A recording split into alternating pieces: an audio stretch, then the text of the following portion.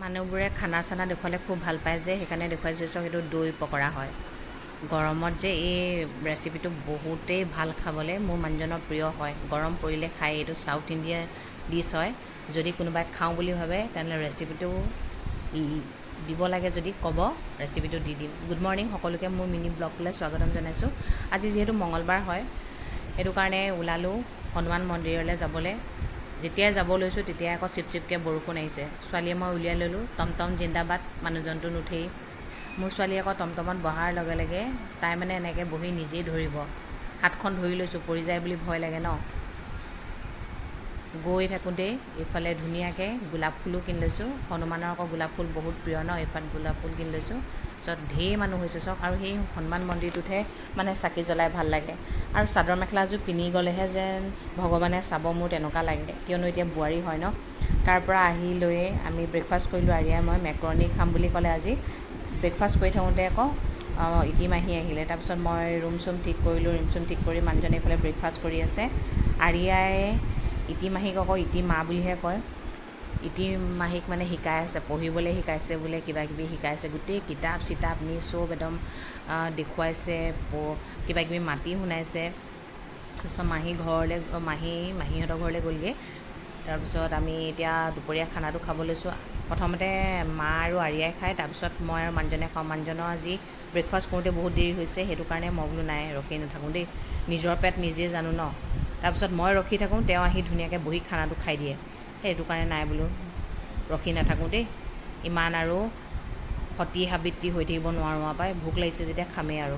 Evening টাইমত জীয়েক দেউতাক শুই আছে, এইফালে মই বেলপাত লগাই বহিছোঁ। আৰু বহি লোৱাৰ পিছতে এইফালে মাৰ ফোনটো লাগিলে দেই। আজি ৰাতিপুৱাই মাৰ ফোনটো আহিছে, ইমান ভাল লাগিছে নহয়। মাৰ মোবাইলটো অলপ প্ৰব্লেম হৈছিলে।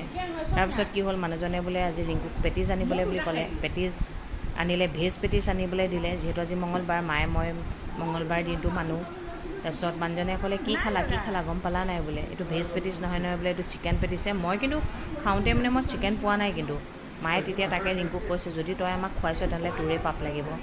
ছোৱালী উঠা নাই, ছোৱালীজনীক উঠাই দিলোঁ। 8টা 5 হ'ল তাইক উঠাওঁতে খোৱাটো অকণমান খেলি মেলি হৈ আছে যে তাই, সেইকাৰণে বোলো ইমান এনেকুৱা কৰা নাই, উঠাই মেলি আনিলোঁ। তাই আকৌ মুড়ি গাখীৰ বৰ প্ৰিয় নহয় জানো। এইকেইদিন ছোৱালীৰ ৰূপত দেখিছেনে, আৰিয়া সঁচাকৈ ওখ হৈছে ন, ডাঙৰো হৈছে। মুড়ি গাখীৰ দিলোঁ। মুড়ি গাখীৰ খাই লৈ ইভিনিং টাইমত আমি যিহেতু অকণমান ওলাই যাওঁ, মানুহজনো বজাৰ থাকে, সেইবুলি ওলালোঁ। আমাৰ আকৌ আৰিয়া এটা স্বভাৱ আছে কি জানে, কিছুমানে ভাল বুলি ক'ব, মই কিন্তু ইমান ভাল বুলি নকওঁ দেই।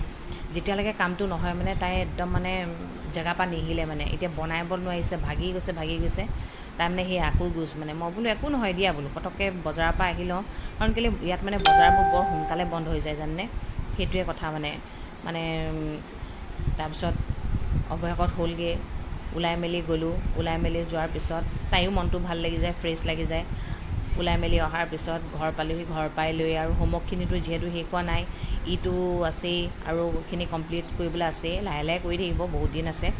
তাকে ইটো লিখিবলৈ দিলোঁ। ইটো লিখাৰ পিছত আকৌ ভাতৰ পৰ্বলৈ আহিলে নহয়। মই মোৰ দায়িত্বখিনিটো শেষ কৰিব লাগিব। ভাত খাওঁতে ঢেৰ আকুৰ গোজ মানে, ভাত নাখায়, কিবা নাখায়। তাই মানে এই গাটো বেয়া হোৱাৰ পৰা মানে তাইক মানে অকণমান টানকৈ ক'লে মানে, আগৰ পৰাই তাই বেয়া পায় বাৰু, এই গাটো বেয়া হোৱাৰ পৰা মানে অকণমান টানকৈ ক'লে বেয়া পায়। মৰমত ক'লে আৰু মানি যায় আৰু। এয়া মোক ভাল পোৱা নাই বুলি সুধিছোঁ আৰু ভাল পাওঁ বুলি কৈ পিনে সেয়া ভাতকেইটা খাবলৈ আহিছে দেই।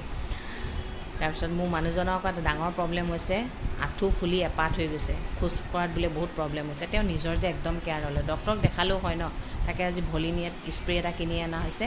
মই বোলো মাৰি দিওঁ, ভৰিটোৱে মেইন ন, একেবাৰে নিজক গুৰুত্ব নিদিয়ে। আনক কিন্তু গুৰুত্ব দিয়ে দেই, নিজক গুৰুত্ব নিদিয়ে। ভৰিটো মেইন হয়, খোজকাঢ়িব প্ৰব্লেম হৈছে, ডক্টৰক দেখাব লাগে ন।